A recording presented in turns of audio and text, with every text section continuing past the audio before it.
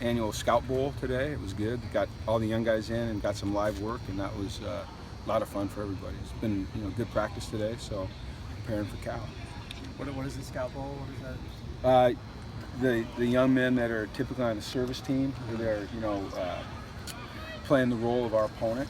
At the end of practice, and they really don't get action. Obviously, they don't get action during games and during practice. It's not an easy job. I mean, they're sometimes getting beat up a little bit, and it's not a glamorous job. So we give them a chance to really go out and compete live, and tackle and throw it, and everybody's live and gets the juices flowing for them. It's just it's a good deal. It's fun. Everyone has a lot of fun. Do you always find that kind of in this?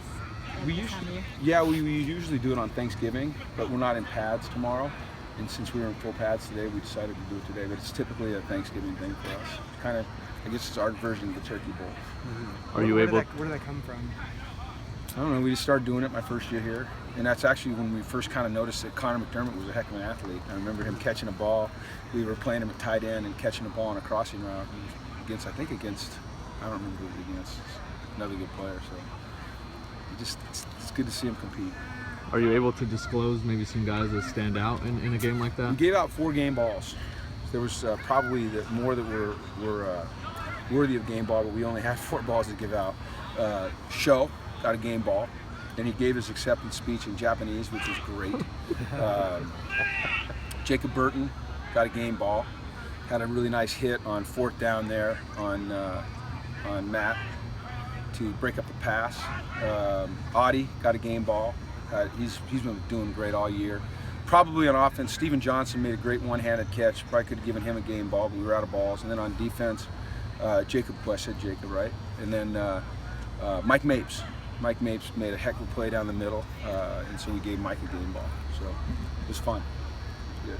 Did you get a chance to talk to Dan about all this stuff? You know what? Right now, it's just our focus is just solely on Cal. We're just trying to find a way to dig out a win on Saturday, and then we'll let all that kind of take care of itself afterwards. But right now, the main focus is just trying to prepare the best we can to play great and get a chance to get a win against Cal. Does it add intrigue? They're kind of the same spot as you guys.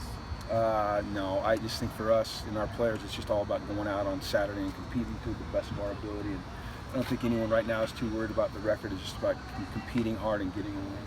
I'm sure that's probably their attitude too, but I wouldn't know for sure.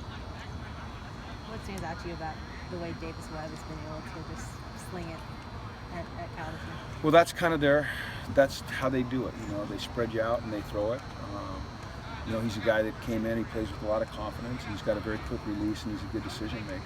And he's an impressive player. I think he's a good football player. Obviously, hasn't been easy, following the #1 pick in the draft, but I think he's done just an amazing job. If you look at the statistics, offensively, they're one of the top, certainly pass offenses in the nation, and I think we're ranked number 8 in the nation in pass efficiency on defense, so it ought to be a really good matchup. He took advantage of the grad transfer rule. Is that something you like about college football? Would you be open to bringing guys in? Absolutely, I think it's necessary. I think it needs to be a level playing field, though. I think if we're going to do that, then every school ought to have the opportunity, somewhere to, there just shouldn't be inequities, and it's necessary now. And I think what's made it really necessary is juniors leaving early for the draft more frequently. And so, as you recruit, it's hard to plan for a 4 or even a 5-year guy. When you redshirt, a guy could come out after 2 after his redshirt, so that makes it pretty difficult. And so, what teams have done, the top teams as we've seen around the country, have been able to bring in graduate transfers. You saw at Texas A&M, they had a quarterback that was a graduate transfer, and we played against the first game, and then this last game, graduate transfer. Last week, USC, their defensive nose tackle, graduate transfer. Great players. Finding a way to play another year, and I think that's what teams are doing. And if you want to keep up with teams, and you have to be able to do that. And so we're always looking. You look at other Division I players. You look, at Division II players that have been successful, and maybe coming out of high school they weren't, as highly acclaimed, but they've really developed.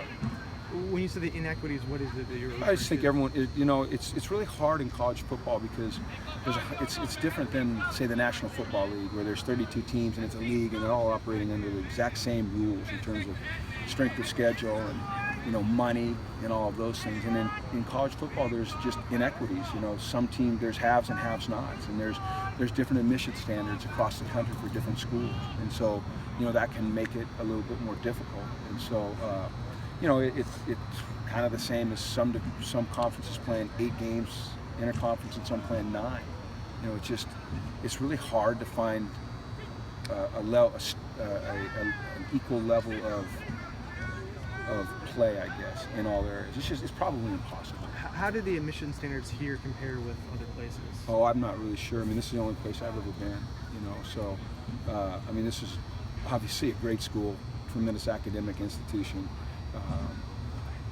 one of the best in the world, and extremely competitive to get into, and you get a degree from here, it really means something. So, it's going to be difficult, which it should be. It's UCLA. You have standards here. Are you considering switching sidelines at the Rose Bowl? Is that something you're looking into? I've heard that there was an email sent out to the students, but really that's about all I know about it. Would you be in favor of that? I haven't thought about it in one single instant. That's not anything that's even close on my agenda. My agenda right now is trying to get a win versus Cal and then doing the best we can in recruiting. So, okay.